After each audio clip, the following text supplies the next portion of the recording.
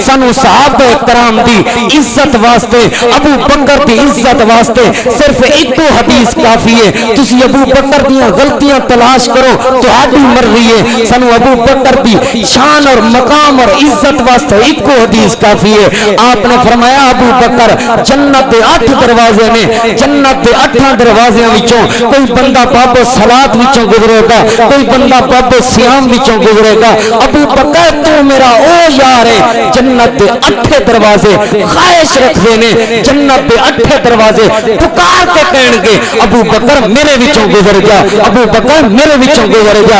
اے لوگوں ابو بکر دیاں غلطیاں تلاش کرن والیاں نو میرا پیغام ہے تسی تلاش کرنیاں نے غلطیاں.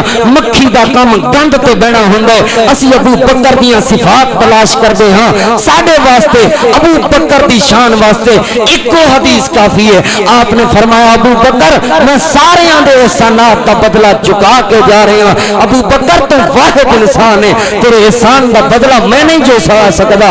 کل قیامت والے دن اللہ رب العالمین تیرے احسانات بدلے دے گا. اور عمر دی شان دے اندر جتنا مرضی کوئی ہو, نبی علیہ السلام دے صحابی عمر دی گستاخی کرے, عمر دیاں غلطیاں تلاش کرے, عمر ساری زندگی بھی غلطیاں تلاش کرو, ساڈے واسطے ایک حدیث کافی ہے. آپ نے فرمایا لو کان بعدی نبی لکان عمر, اگر میرے بعد کوئی نبی ہونا ہوندا تو عمر ہوندا.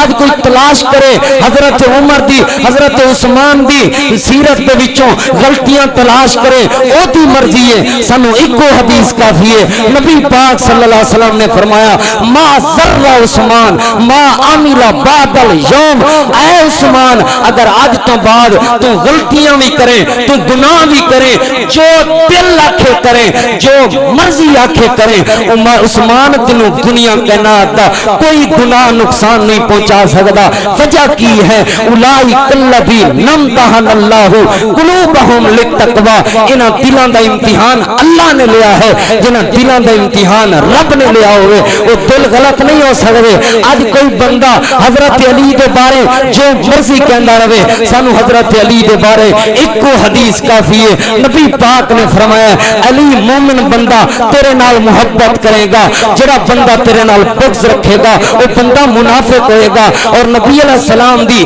ایک اور حدیث سناواں.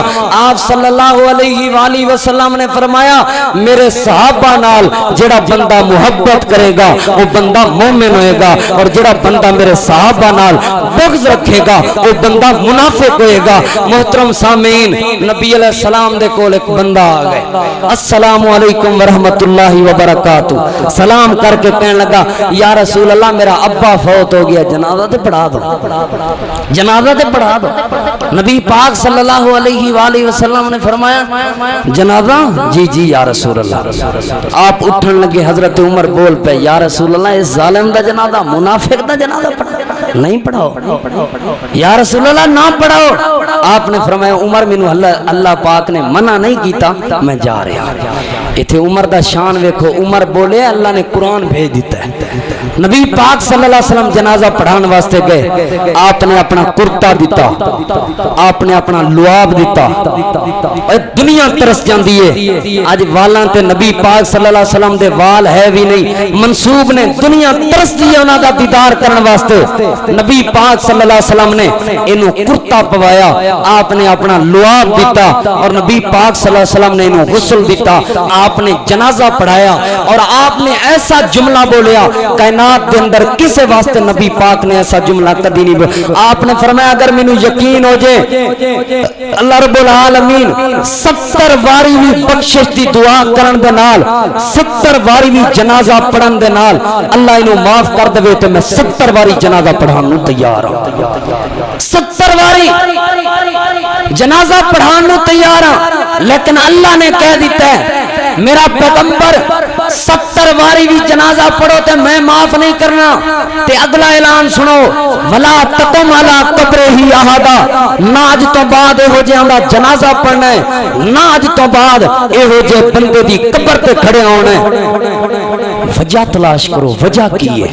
اتنا رحیم اللہ, اتنا کریم اللہ. اللہ نبی پاک دے دل دا ارادہ ویکھے تے اللہ تعالی اس وقت دل دے ارادے نو ویکھ کے اللہ قبلے چینج کر دے. نبی پاک صلی اللہ علیہ وسلم دے اٹھے ہوئے ہاتھ ویکھے اللہ عمر نو اسلام دی دولت نال نور و نور کر دے. نبی پاک دے اٹھے ہوئے اللہ ہاتھ ویکھے بدر دے اندر 5000 فرشتہ مدد واسطے بھیج دے. اللہ رب العالمین نبی پاک دی انگلی دا اشارہ اتنی عزت کرے اللہ کہ چن ٹوٹے ٹوٹے کر دے. اوہی نبی اتنی دعا بھی کر رہے ہیں بخشش دی, اپنا کرتا بھی پوا رہے ہیں, غسل بھی دے رہے ہیں. اوہی نبی اپنا لعاب بھی دے رہے ہیں. تے نبی پاک نو اللہ کہہ رہے ہیں آج تو بعد دے واسطے معافی بھی نہیں منگنی, آج تو بعد یہ ہو جائے بندے دی قبر تے بھی نہیں ہونا, آج تو بعد یہ ہو جائے بندے دا جنازہ نہیں پڑھانا. وجہ کی سی تلاش کرو, وجہ جاؤ پوچھو وجہ کی سی. صرف اے وجہ سی کہ اے بندہ صحابہ نال بغض رکھدا سی. جڑا صحابہ نال بغض رکھدا ہوئے اللہ دنیا چ بھی ذلیل کر دیندا ہے, آخرت چ بھی ذلیل کر دیندا ہے.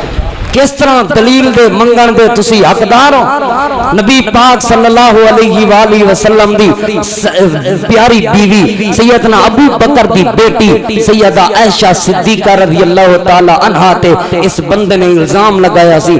اس وجہ تو اللہ رب العالمین نے انہوں سزا دیتی ہے. یعنی جڑا بندہ صحابہ تے الزام لگاوے اللہ رب العالمین جتنے بھی کوئی بندہ جنازے پڑھے جتنی بھی بخشش دیاں دعاواں کرو, آج بھی اگر کوئی صحابہ تے الزام لگانا ہویا مر گیا, میرا عقیدہ ہے میرا ایمان ہے نبی علیہ الصلوۃ والسلام دی احادیث دا فیصلہ ہے وہ زندیق ہے, وہ خبیث ہے اور وہ جہنمی ہے. صحابہ دا دشمن کل بھی مردہ باد, صحابہ دا دشمن اج بھی مردہ باد, صحابہ کل بھی زندہ باد, صحابہ اج بھی